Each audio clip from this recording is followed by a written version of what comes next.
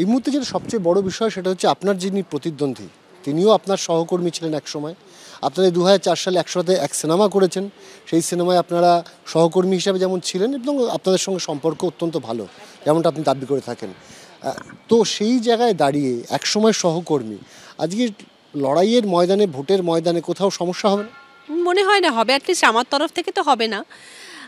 হ্যাঁ, তবে এটা ঠিক যে সহশিল্পী প্রতিদ্বন্দ্বিতা করছে এখন, সেটা একটা ডেফিনেটলি একটা ব্যাপার। অন্য কেউ থাকলে হয়তো আরও ভালো হতো ব্যাপারটা, কিন্তু ঠিক আছে, লড়াই হোক, দেখা যাক কি হয়।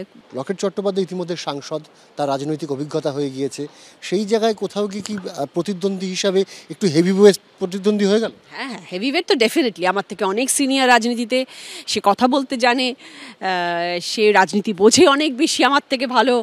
ডেফিনেটলি মানে আমি তো ভাবছি আমি লকেটের সামনে কথা বলবো কী করে, কিন্তু আমি বিশ্বাস করুন, আমি কোনো রকম আমার কাছে খাতা বই কি ভাষণ দেবো, সবাই বোধহয় লিখে টিখে নিয়ে যায়, কত কিছু করবে। আমি এমন একজন মানুষ, আমি যখন আজ রাজনীতিতে এসেছি আমি মন থেকে কথা বলবো, আমি আমার মনের ভেতরে যাবতীয় যা যা আছে সেটাই আমি কথা বলবো মাইক নিয়ে, হয়তো লোকের সামনে।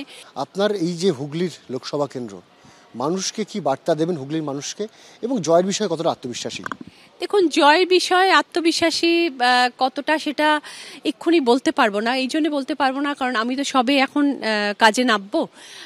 আমি আমার কাজ করব, আমি যতটা পারবো মানুষের কাছে পৌঁছানোর চেষ্টা করব, মানুষের কথা শোনার চেষ্টা করব। আর তারপরে জয় কতটা হবে সেটা আমার দর্শক আমাকে বলবেন, আমার জনগণ বলবেন যে রচনা ব্যানার্জিকে জয়ী করবেন কিনা।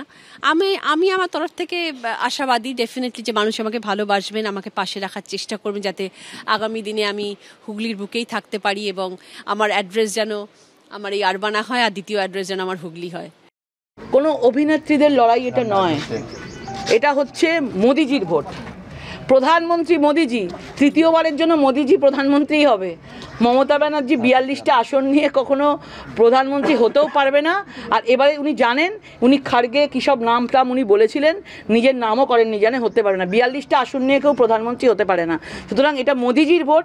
এই লড়াইটা হচ্ছে মোদিজির দুর্নীতির বিরুদ্ধে লড়াই, মোদি ভার্সেস মমতার লড়াই। এখানে কোনো অভিনেত্রী দিয়ে, জাঁকজমক দিয়ে, দিদি নাম্বার 1 দিয়ে যদি এই দুর্নীতিগুলোকে ধামাচাপা দিতে চায়, হুগলির মানুষ এতটা বোকা নয়। দিদি নাম্বার 1 আপনারা টিভির পর্দায় দেখেন, কিন্তু অ্যাকচুয়ালি দিদি নাম্বার হচ্ছে সেই সন্দেশখালীর মহিলারা। সন্দেশখালীর মহিলারা হচ্ছে দিদি নাম্বার 1, তারা রয়েছে, ওরাই আসল দিদি নাম্বার 1। মানুষকে বিভ্রান্ত করছে, এটা হয়েছে সত্যিটাকে চাপা দেওয়ার জন্য চলছে। এটাকে আমরা মনে করি মোদিজিকে জেতাতে হবে। মোদিজির লড়াইয়ে আমরা সবাই সৈনিক এসেছি, এবং এই দুর্নীতির বিরুদ্ধে লড়াই, মমতা ব্যানার্জি মহিলা মুখ্যমন্ত্রী হয়ে মহিলাদের সবচেয়ে বেশি অত্যাচার হয়েছে, মহিলাদের ওপর সবচেয়ে বেশি আঘাত হয়েছে, এই লড়াই সেই লড়াই। টিভির পর্দায় দুজনকে দেখা গেছে, এবার ভোট ময়দানে দুজন, কি বলবেন ব্যক্তিগত হিসাবে? না ঠিক আছে, আসতে তো পারেই, সবাই ওয়েলকাম।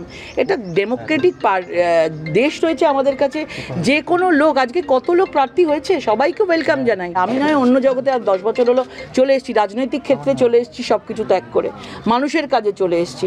উনি তো এখনো পর্যন্ত সিরিয়ালে আছেন, টিভিতে আছেন, টিভিতে রয়েছেন, টিভির মাধ্যমে মানুষের কাছে পৌঁছেছেন। সুতরাং আমাদের দুজনের ক্ষেত্র আলাদা হোক না কেন, কিন্তু আমরা নিশ্চয়ই বন্ধু থাকবো। আন্তরিকতা তো সবসময়, আগে তো মানুষ, তারপরে তো রাজনীতি।